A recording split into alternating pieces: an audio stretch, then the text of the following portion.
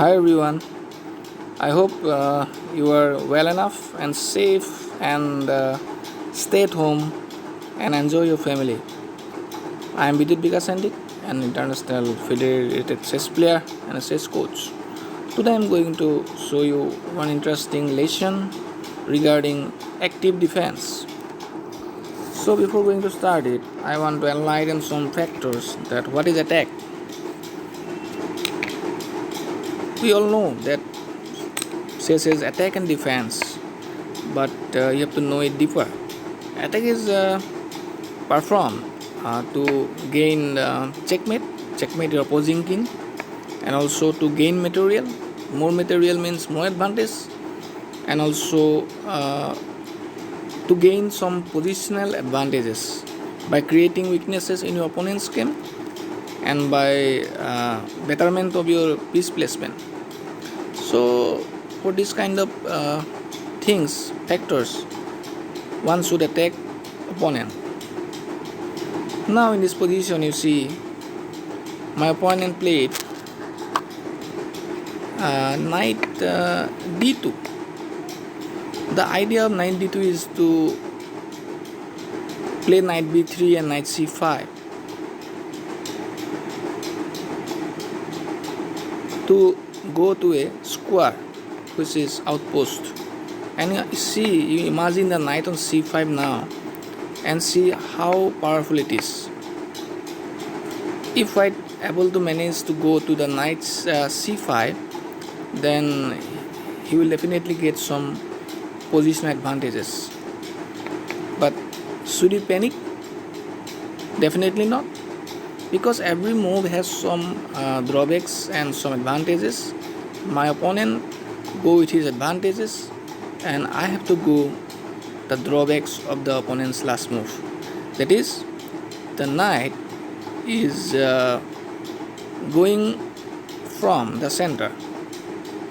No doubt it will come again, but at the present moment it is not present in the center. So immediate counter attack on the center deserves.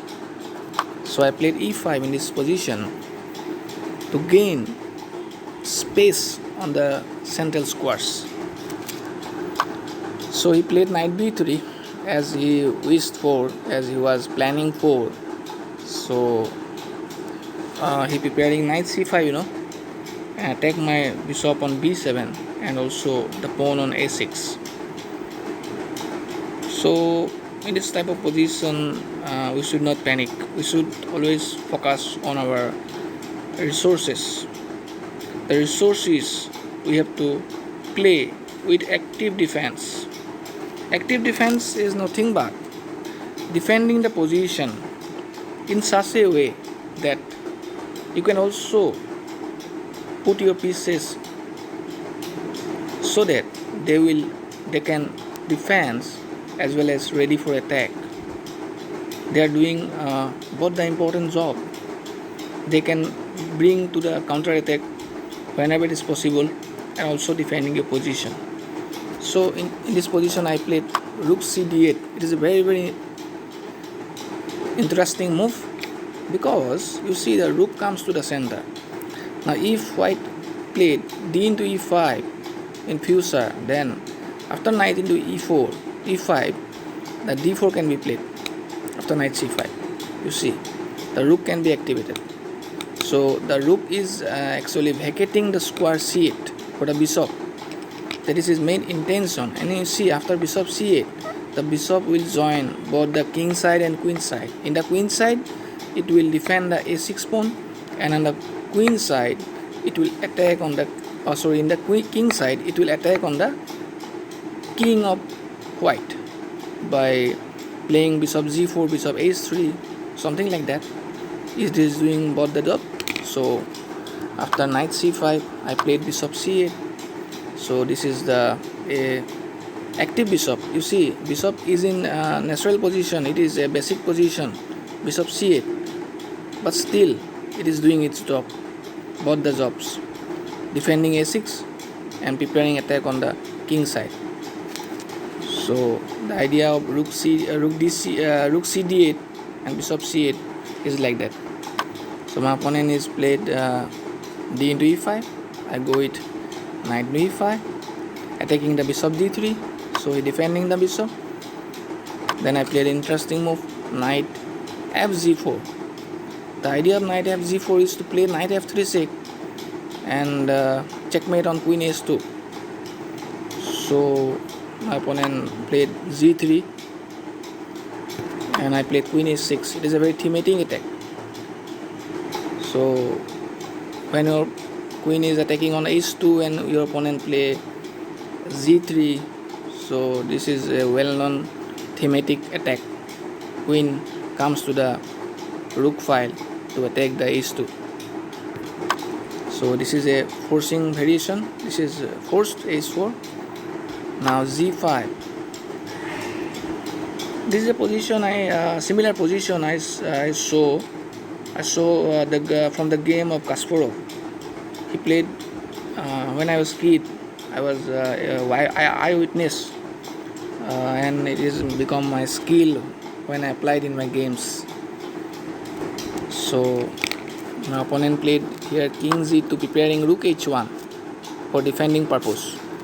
Now take the pawn to open up the position, and rook h1 is played a defending purpose because the pawn is pinned. I cannot take the z3 pawn right now, so I played h3. It's a very good move. You see, white cannot take the h3 pawn because after rook h3 I will play knight into e3 and bishop is supporting the h3 square, so black is able to play queen into h3.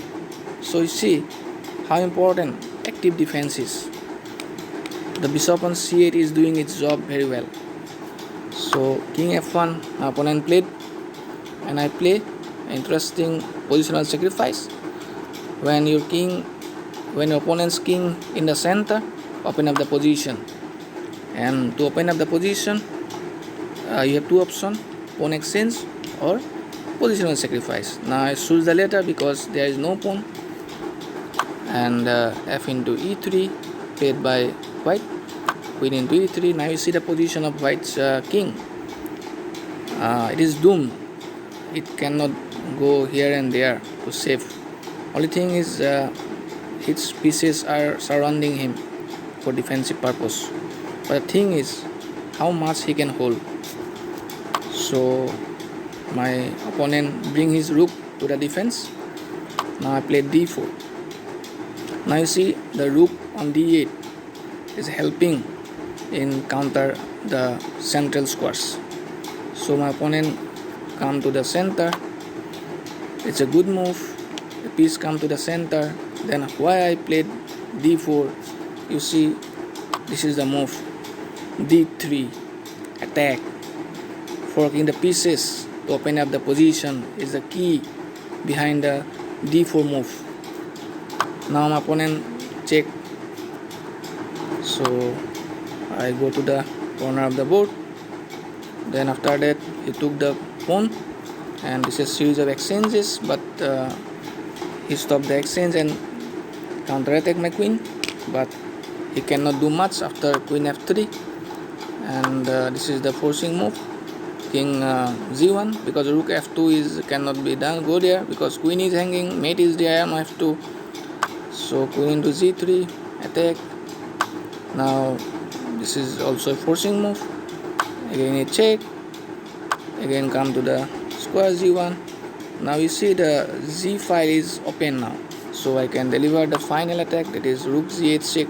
After knight z8, rook z8, my opponent can go to king h2, but it is a checkmate.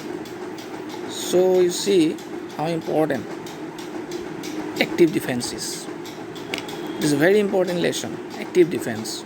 Yes, attack may be there, but you have to put the pieces in such a way that you can defend your weaknesses and also attack your opponent's weaknesses. You see the bishop on c8.